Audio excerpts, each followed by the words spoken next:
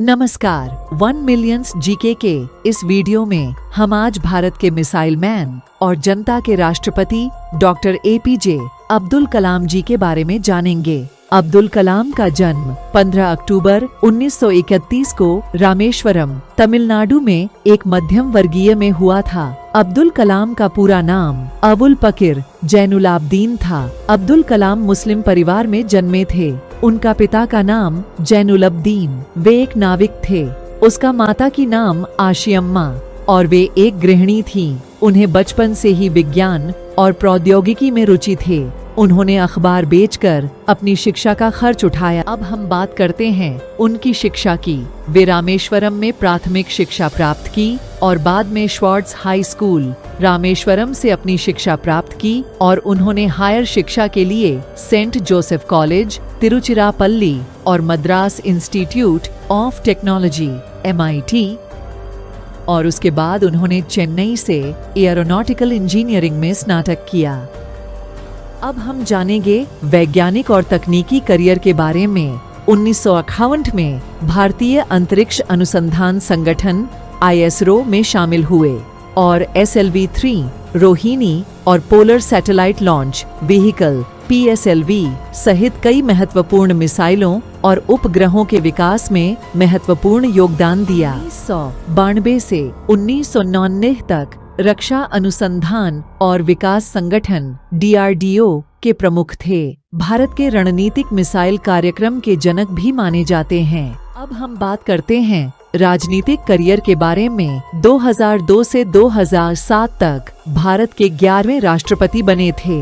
जनता के राष्ट्रपति के रूप में जाने जाते थे। युवाओं और शिक्षा के प्रबल समर्थक किया था। भारत के विकास और प्रगति के लिए समर्पित किया। तो चलिए जानते हैं दार्शनिक और आध्यात्मिक विचारधारा के बारे में। पहला है धर्मनिरपेक्षता और बहुवाद के प्रबल समर्थक। दूसरा है सभी धर्मों का सम्मान। तीसरा है मानवता और करुणा पर विश्वास। व्यक्तित्व और चरित्र के बारे में जानते हैं। सरल, विनम्र और प्रेरक व्यक्तित्व, अनुशासन और कड़ी मेहनत में विश्वास युवाओं के लिए आदर्श था। हम देखते हैं उनकी दोबारा प्राप्त पुरस्कार और सम्मान। भारत रत्न 1997, पद्म भूषण 1981, पद्म विभूषण 1990, रमणुजन पुरस्कार 1960, वीर सावरकर पुरस्कार 1998। जुलाई 2015 को IIM शिलांग में एक कार्यक्रम में अचानक कार्डियक अरेस्ट से उनकी मौत हो गई थी।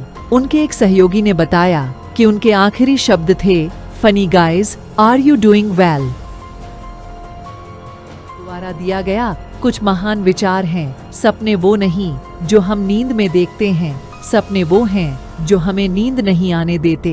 यदि आप असफल होते हैं तो निराश न हो, हार मत मानो, फिर से प्रयास करें। छोटी छोटी चीजों की परवाह किए बिना महान कार्य कभी नहीं किए जा सकते।